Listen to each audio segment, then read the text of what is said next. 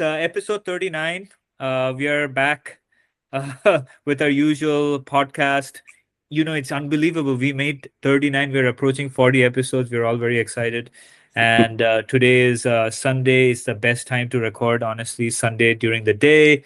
It's middle of the week at the Miami Open. And want to say hi to Tarun, who just came back from Miami. Yes, indeed. We just came back from Miami last night, which was Saturday.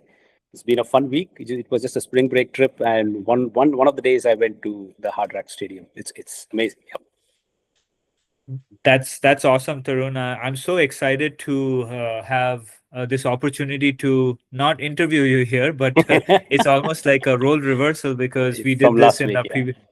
previous Yep. episode with episode 38, which was more about Indian Wells and the fan experience and just watching the matches, which was what I did. And this time it's a great opportunity for me to talk to Tarun about his experiences in Miami and especially the Miami Open, which is still ongoing, by the way. And Yes. as we speak, upset alert, Carlos Alcaraz just lost to Seb Corda.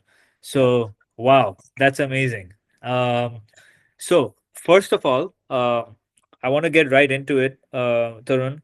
Um, tell me tell me how easy it was for you to uh, get the tickets in terms of availability, about the expense, because I shared my experiences about how Right. expensive it was at Indian Wells. So talk a little bit about that and about the logistics of just getting to the stadium and just navigating around the Yeah. Miami Open facility. Yes. Uh, at the very start, I will say that it was a good experience because starting from the ticketing, I reserved my tickets about a month and a half in advance. Uh, Through Ticketmaster, of course, and the pricing was very reasonable. I got the day session tickets for Thursday of the week one, which was 2 days back, March the 17th. It was around $80, which gave you access to. So this was day session plus the grandstand. So the grandstand is like a very good put together bowl like stadium with bleachers all around, and you get very good views. Even if you're at the top level, you get very good views, very good fan experience. So that gave me access to the day session in the grandstand as well as the outer courts. I did not opt for the stadium courts because I just wanted to be closer to the action. And getting to the venue, it is Hard Rock Stadium is slightly in North Miami, and getting was pretty easy. I mean, the parking and everything, the parking lots, people were being ushered in properly, and it was very clear. I would also add the caveat that being week one, it was round one of men's and round two-ish for women. I say two-ish because what happened was Wednesday, the day before, 16, it was raining like crazy in Miami, so many matches were cancelled. So they got pushed out to my session on Thursday, the next day. So yes, so that's why some of the men's first rounds and many of women's incomplete matches had to be held on Thursday. And being the first week, the crowd, it wasn't a massive crowd, so it was pretty easy to get in. And the fan experience was great, man. Like there were lots of corporate sponsors, a lot of booths. Um, of course, stadium food was, that like there is always a premium. It doesn't matter, California, Florida, stadium food and water is always expensive. The one thing interesting is, this is pretty standard across the United States. When you go into these stadiums, there are very specific bags that you can carry, transparent bags typically, with, they have size limits and transparent water bottles. This is pretty standard. It is inconvenient, but I guess it makes security and dealing with the crowds easier. So yeah, that definitely, I would say it was a very good fan experience. No, that's wonderful, dear. I Yeah. actually have not been, and just looking at the pictures and your perspectives and opinions about it makes me also want to go, and hopefully we can have some of our students go there, as well in the future. Yep. My So I know that I understand it was spring break. Went with your kids there. Right. I know one of whom is very much into tennis. The other Yeah. is like getting into it. So it's nice to go with family members who are into tennis, because then you Absolutely. get to spend a longer time there. You get to see the matches close up. They don't get bored. That's Yeah, always something that you have to have yeah, to think about, right? that's true. So here is the thing. So looks like it was reasonably accessible, easy to get to. It was Yes, friendly. I'm glad that you had day tickets on Thursday when the weather was better. So yes. that's good. Otherwise, it would have been unfortunate, right? If it rained Yep, out on yep, Thursday. yep, yep. Uh, Yeah, but Florida weather is very, very, unpredictable. Everybody says that. So it will rain like crazy, thunderstorm rain, and it suddenly it'll clear up. And right. yeah, it was interesting. And some of the things that I noticed. Wednesday night it had rained a lot, and but Thursday morning the courts were absolutely dry. So they did a great job in drying the courts. They do have these gasoline-powered fan machines. So these are fans, and they use them like in concert on many courts to dry them up fast, if needed, of course. So how many? So what is the facility like? I mean, is there one main stadium, one Yes, grandstand, and then there are a bunch of like outside courts? yes, there were around 23 courts plus the grandstand plus the main stadium.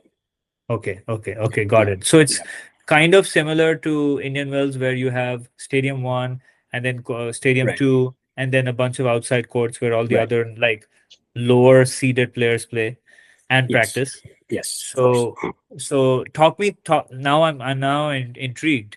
Talk Mhm. me through your day on Thursday. So you go there in the morning, right? You show Yes. up in the morning. You have checked in. You go in and walk me through like your day. I'm just Yes. curious, and then I'll ask you questions on what you observed. Yeah, yeah. It was nice. So we walked in, we went through the outer courts first. We like just basically the whole day we were court hopping. We didn't spend more than like 30, 40 minutes on any given court. And mostly all of them were singles. We saw Badosa play. And then we saw, of course, going with the Spanish theme, of course, Robert Batista Good. He was a good player. We saw him play. He was playing one of the British guys, I think, Duckworth. That was a good match. So as we walked across these courts, it was very interesting because uh, the one pet peeve I have with the stadium experience, like as you court hop, right? So the problem with court hopping is you cannot enter the match courts as you like, right? Because you can enter only during the breaks. Correct.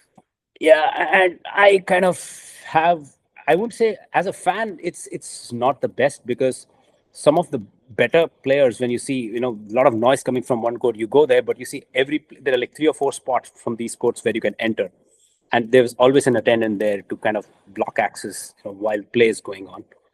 So you see long lines, and pretty much you cannot get in at that point because it's already full inside.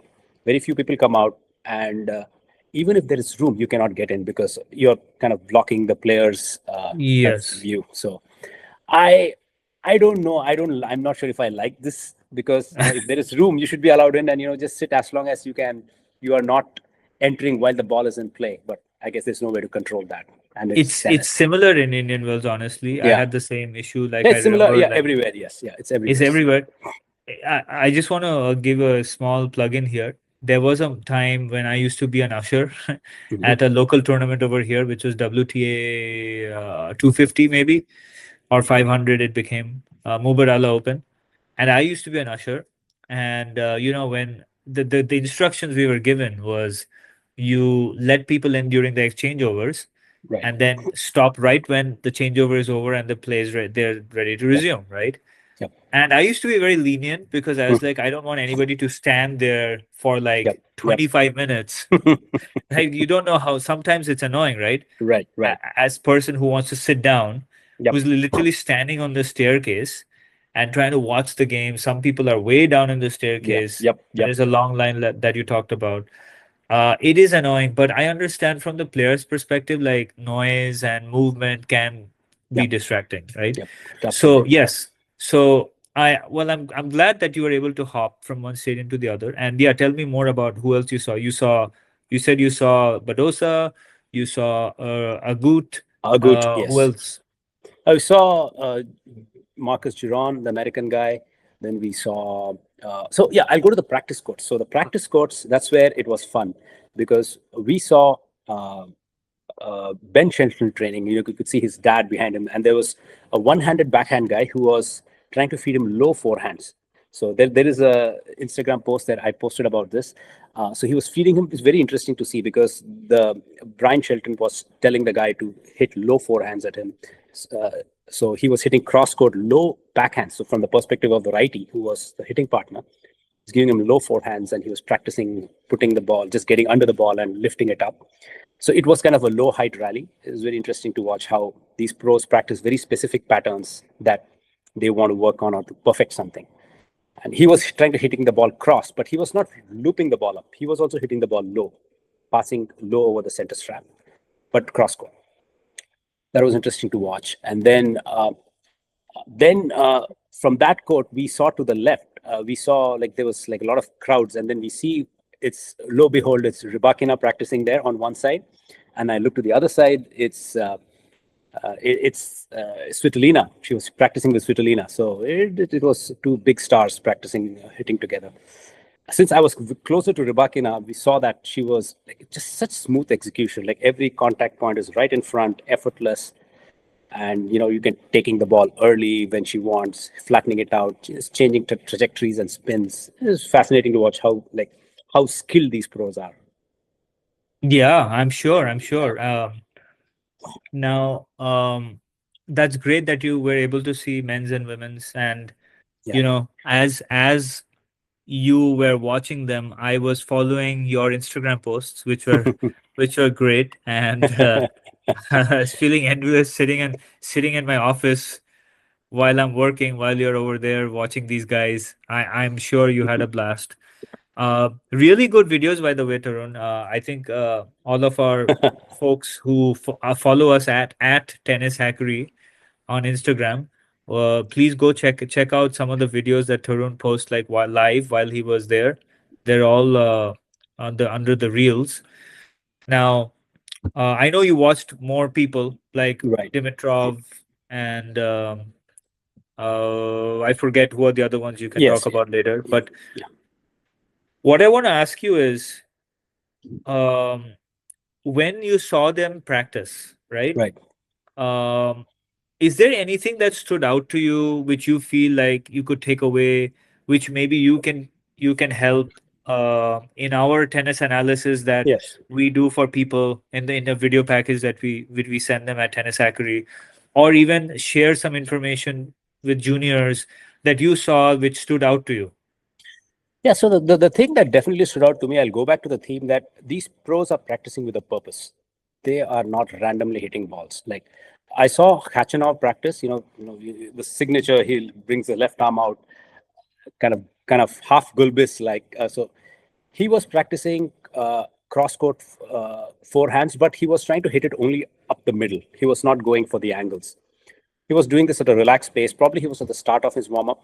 He's doing that, and Ben Shelton, I mentioned, he was practicing low cross court forehands. So to me, this thing stands out. When they are practicing, these people are practicing with a purpose. They are not fooling around, and I guess part of it is also that their court times are very limited, right? Like because somebody else has to get on hop on later, so they are very precise. The coaches are constantly walking around and telling them do this, do that, instructing the hitting partner. So to me, this kind of like from what we can learn is just that when you go to the practice course, go with a plan. Just have one or two things that you're working on, hit those areas, and then on to the next. No, that's Yeah, good. I feel yeah, like yeah, a lot of people when they practice, they not don't always necessarily go with one or two things that they want to work on. It yep, should. I think that's always better to keep it simple, right? yes, But it's more like randomized stuff, which is not very helpful, right? If you need to work on volleying, maybe yep, you should dedicate 15 minutes to just do a bunch of volleying, right? yep, With balls coming at different pace. yeah. One of the Yeah, common I issues. just like to Yeah, go ahead. plug in one phrase that which I tell my students. Uh, Yeah. it's a bit of a cliched phrase, but it's my own take on that. It's just that practice doesn't make you perfect, but perfect practice makes you better. So this Yeah, I this this agree. is a kind of a cliche that a lot of coaches use. That you need to go. your practice. I mean, perfection is impossible, but at least you go with a good plan and you try to make your practice perfect. Probably helps in terms of getting better. So Definitely, yeah, I'm with you on that one for yeah, sure. Now, I want to ask a specific question about a particular, if you got an opportunity to see any of these professionals do serve practice or even during the match. The reason I want to talk about yeah. serve is it's a common a common area of improvement for a lot of our people, that a lot of our students or folks who are sending us videos at Tennishackery and we always try to look at the biomechanics of serving, right? And I know, Yes, yes. Tarun, like that's something that you also care about a lot, Oh and yeah. we have spoken about it when we have sent feedback. Now, if you were able to see men or women, right? What are the two, three things that you saw, which is a consistent pattern with all the professionals in terms of their serving? Yeah. So firstly, during the practice, what I noticed was they tend to hit all their serves. Like they try to hit all the spots on the court when they're doing serve practice. Like typically, you get like 3 to 5 minutes of warm up time. So they use 2 minutes for the serve. They try to hit all the areas. Especially, I noticed the slice serve, the wide slice serve. I saw Dimitrov. I paid particular attention to Dimitrov, the way he was practicing, and of course he used that in a match. So these guys have very good slice serves, especially from the deuce court. You hit the slice serve, pull the guy off the court, and then hit back to the open court or hit behind. So they use that pattern. The other thing I noticed with Dimitrov, which I actually a reel that I posted, is the footwork right Yep. after the serve. So you serve and immediately split step. It's just like clockwork. There is no hesitation. There is no delay. Once the serve is done, they do that kickback to balance themselves. They land probably 1 or 2 feet inside the court, but immediately they push back, split step. In fact, there was one video in which I saw Dimitrov do a serve and volley. He hits the serve, but instead of going for a volley, he lands. First, he stabilizes, then he makes a late decision to go and volley. So he lands. You can see like a half a second delay, and then he runs forward, stops, split steps for the volley, and then finishes with an overhead. So that was very cool to watch. I captured that in 60 frames per second, and that's the reel that we posted. It was fun to watch the entire footwork pattern. Now you know that we need to implement all those things when we play together, right? Yeah. Oh, yes, yes.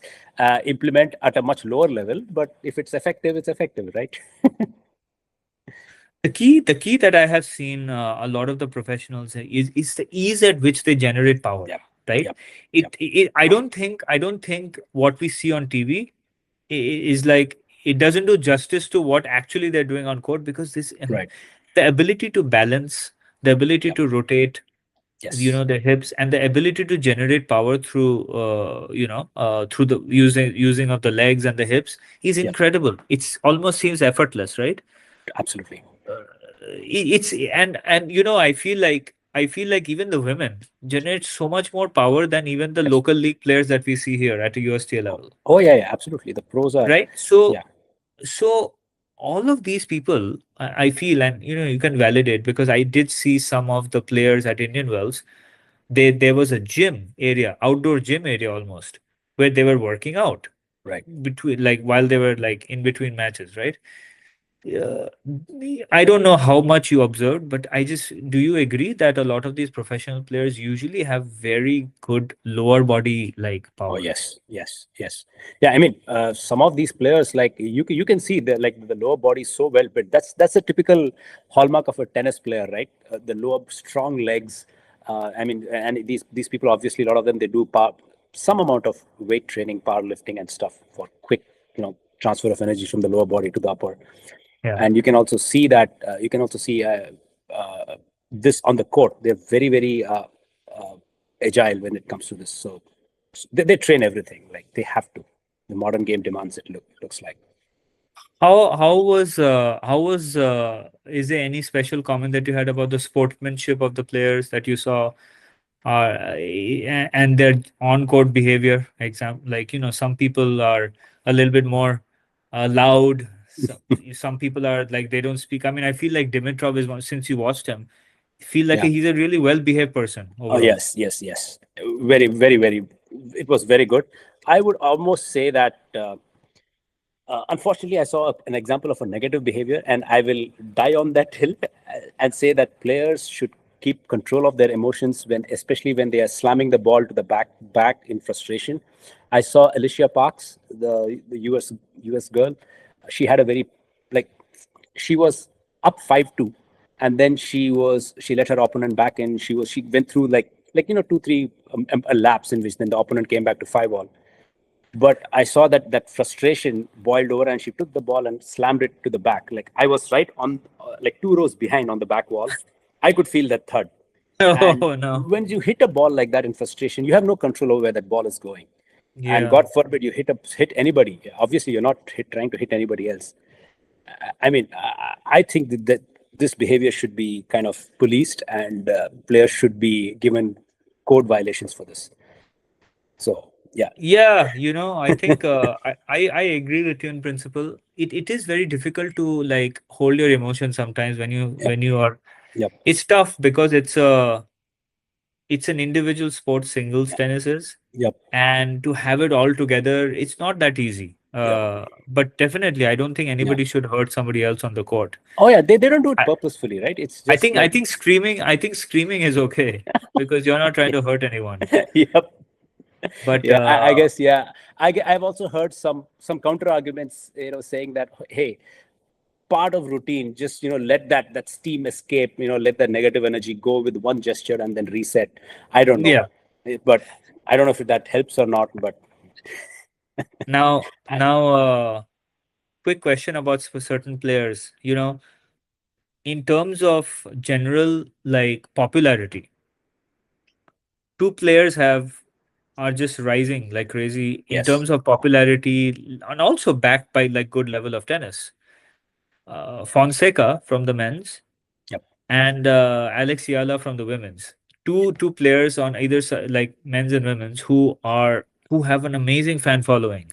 yes, I know that I was messaging you, Tarun, go check out Fonseca, and I know you didn't have main tickets, and I think yes, Iyala also played at the right. main stadium. What's the kind of I don't know if you got a chance to feel the vibe Oh, about them, but yes. what's the kind of fan following these two players have? Oh, it's amazing. Like I think Iala lost the first set, and then she came back to win the match.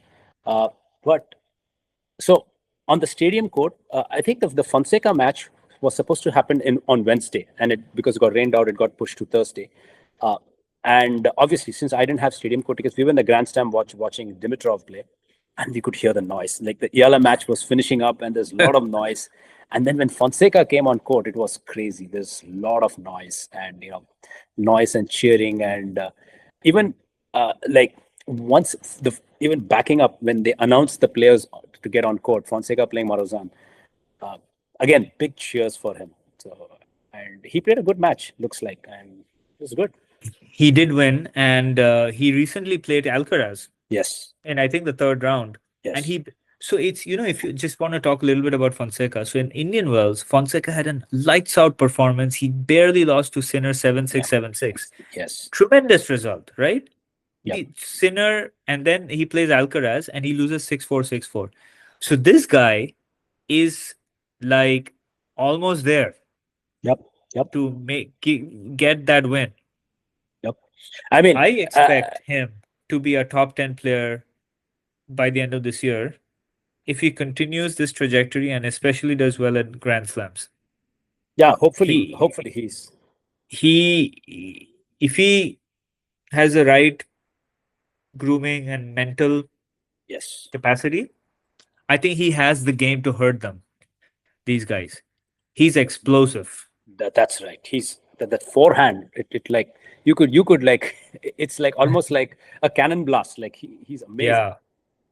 And So, but the thing is, he tries to. I mean, of course, he will learn to use the forehand to open up the court and do a bunch of things. But we'll see how this goes. he's exciting to watch for sure in the Yep, men. yep, And of yep, course, Iala, I am a big fan of her. She why I just realized like the reason I'm a fan of her is not necessarily, of course, I like the way she plays tennis and she's from my idol's academy, Rafael Nadal Academy. Yep. And I think it's the package that she comes with. She seems very down to earth and humble from talk when she talks and gives Right. interviews and post match, right? Mhm. I like the way she's handling her like crazy fans and fandom generally. That's not easy because and then delivering on court. She has had great results. Yep. In fact, few years ago when Emma Raducanu won the US Open, right? Yep. Everybody was big fan. I mean, she's good True. looking, she's a nice player, all that, right? Yep. But then she hasn't lived up to it, Yeah. injuries and whatnot, right? Yes. But Iala seems like a person who's like a hardworking person, and Yeah. that's what going to getting trained in Europe and Spain gives you. I Yep. feel right. True. So I expect Iala, and she's now number 29 in the world, which is fantastic, and hopefully she keeps rising. It's good to have someone from Asia do well. Yep. I'm Yep. Asian too, so it's great to see that. So I'm looking forward to Fonseca and Iala making a big mark by the end of this year. And so the other part was I know you may not have got the chance to see doubles, and I know how Yes. much you Yeah. like doubles as well. Yep. Yep. Yeah, for I some was reason, the scheduling, I think it's probably happened because of the spillover of the matches from the previous day. right. I was looking for double scores, but unfortunately could not find a double score to go and watch. Uh, Hey, maybe as Tennishackery, you and I can go to one of the other great yep. tournaments Yep. like Cincinnati or something and catch Yes. some. Let's catch I, some. I Yeah. would honestly like love to watch some doubles, men's, women's, and mixed because Yep. there's so much strategy stuff that you can pick up from Yes. watching these people close up, Yep. which we can use in our games if we Yes. want to, right? Yep. So So with that's good. doubles, the other thing that I just recalled is that, and I don't know if it's true or not. Maybe we'll confirm after the podcast. In the U.S. Open, starting from the U.S. Open mix experiment that they were doing, I heard that they were kind of trying to make doubles into a more chill and relaxed atmosphere. So they actually let the fans inside even during while the rallies were happening. So I'll have to confirm if this is true or not. But I heard it somewhere that this is like going to be allowed. It was tried out and is going to be allowed, especially in doubles. So I don't know how far this is true. Probably we'll check and confirm. If that happens, I would really love it because I mean I don't like to be kept waiting I outside even I when there is we when there is seating. we all heard about your pet Yeah. peeve, Tarun. And when I went to Yeah. watch doubles, I actually watched women's doubles with Jovic and Yala, Yeah. right? Versus Yeah. Ostapenko and Baptiste. Yeah. When I watched that match, it was jam packed. Yeah. And like there was a reason why people couldn't get in because everybody wants to see Yep. Yep. Alex Yala, right? Yep. Yep. And you know what they did is they actually were allowing Oh, people they to were come okay. in, Okay. Then maybe yeah. Then this. which is good. But Yep. definitely we need to check it up Yep. whether it was a one-off or Yep. it's now the norm. Yep. And when I came back from Indian Wells, one of the things I thought was, next year when I plan to go again. I want to go for 2 days because like I feel like I want to see players from both half of the draw. Yes. Yes. Otherwise, it feels bad. Like you only see half, you don't see the other. For Yep. example, like it's incredible that Medvedev made it all the way to Yep. the finals of Indian Wells men's, and he played fabulous to beat Alcaraz. Then he took Sinner to I don't want to say 3 sets, but it's almost felt like it, right? Yep. 7-6, 7-6. Yep. Spare we kind of touched upon the resurgence of Medvedev. Uh, just take a minute or so to talk about that because when you're growing older, he's not Yeah. a 20-year-old, Yeah. and when you see like two people who are dominating tennis, to come back and challenge them and beat one of them and almost beat the Yes. other, Yeah. Yep. that's really hard. So Yep. let's take a moment to just talk about like the Yep. resurgence of Medvedev. Yep. Yeah. He's. I mean, we were talking about right in our episodes last year with Coach Craig explaining how Medvedev became predictable, like standing so far behind the baseline, and then people trying to do serving wide to him, doing serve and volley. But He has he found an answer. Like I think on his serve games, he's from what I have seen, he's doing a good serve plus one. His execution is good. His backhand has always been steady, but I think it's penetrating the court more. I think the conditions perhaps help him better too. So, Yes. yeah. So what I feel is that I think if there is one, a lot of people talk about Federer, Nadal's forehand being the best in the game, but if there's one shot that doesn't break down, that's is not missed. I think that's the Medvedev backhand. He will Yeah. not miss the backhand. He will just not miss it. And it's very like I think it's I probably heard this on the Roddick podcast. He mentioned that he compared kind of Leighton Hewitt, Roddick's contemporary, where these guys when they play that backhand, the ball they are not hitting it hard, but the ball skids through, and the pattern is such that you cannot step in and you cannot change direction on it. You cannot generate offense. So even when they are hitting soft, they're hitting with less risk, but they're neutralizing the point. So I think he's using his strengths well. Medvedev always had a good serve, so I think the things that made him successful, he hasn't changed anything big in my opinion. It's just that his execution is better. What do you think, man?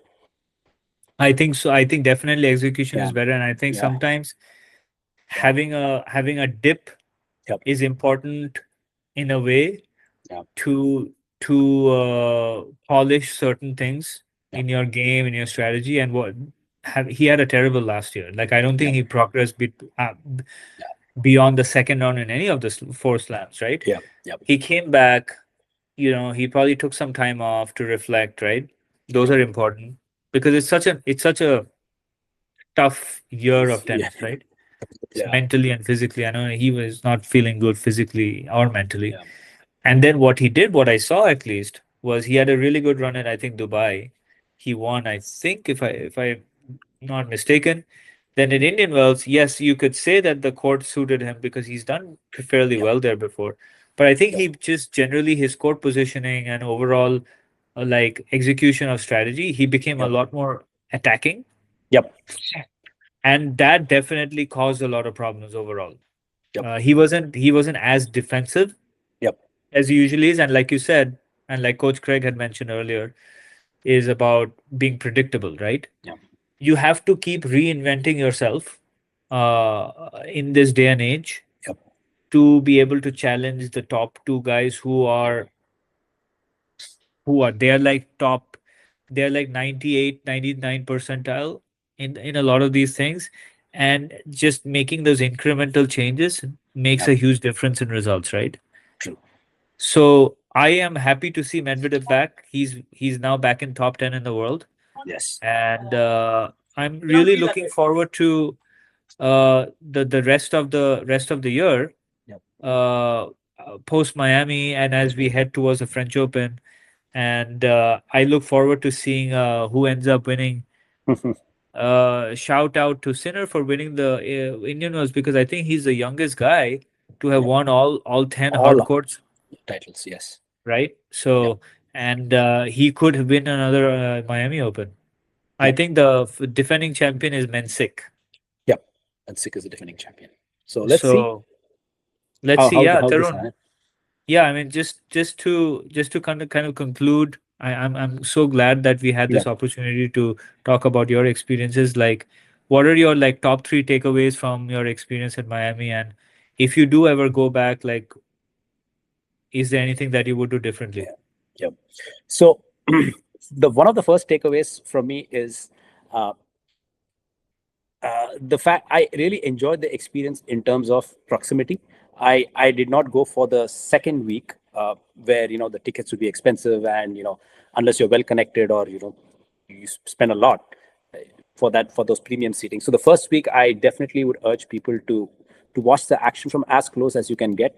I mean, you don't have to see a top 10. I mean, any top 100 player you watch them, you will just learn a lot by from up close, because the closer you are, you will be able to see the different the different trajectories, spins, the footwork. I mean, the footwork is like incredible to watch. Like, and if you can film some of these like at higher frame rates, you'll be able to see it very clearly.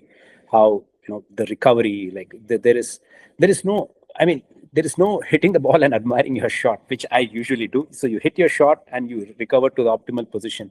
It's all like programmed in them for years. decades in some cases. So you can see all of that training coming together, that performance that they put on the court.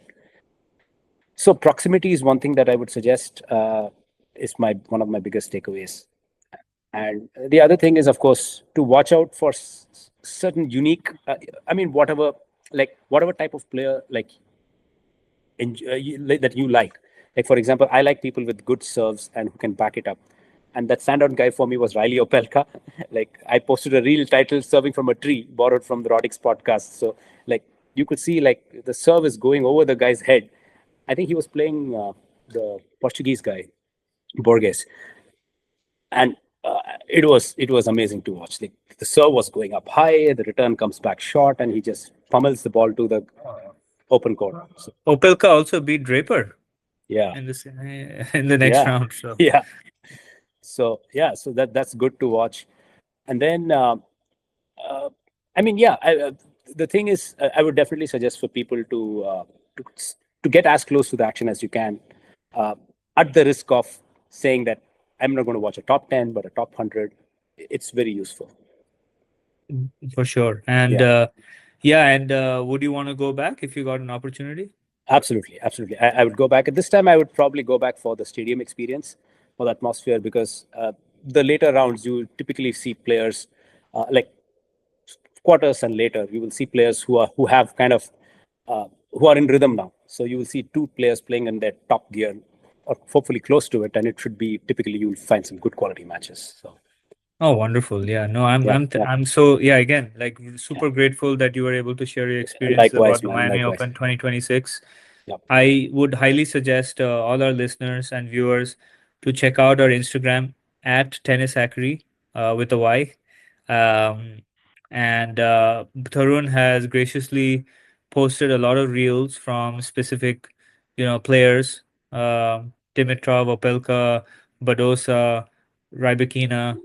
Yes. Please go, and Shelton. Please go check it out. They're super nice to see up close, zoomed in. Yeah. And definitely do follow us, comment, subscribe to our podcast on YouTube, um, on Spotify, and on Apple Podcasts. And we are also there on social media on Instagram, uh, X, and Meta as well. Um, we are looking forward to bringing a lot more interesting guests in our upcoming episodes. Now that we are all back from going to these tournaments. And I know everybody's been missing Coach Craig and Coach Alex. They will be with us soon. They're busy at work. It's like spring break time. A lot of kids are, trying to get a lot of tennis in. Good Yeah. weather Yeah. over here in Northern California, Bay Area. So we will have them back with us. They do say hi to all of our listeners and viewers.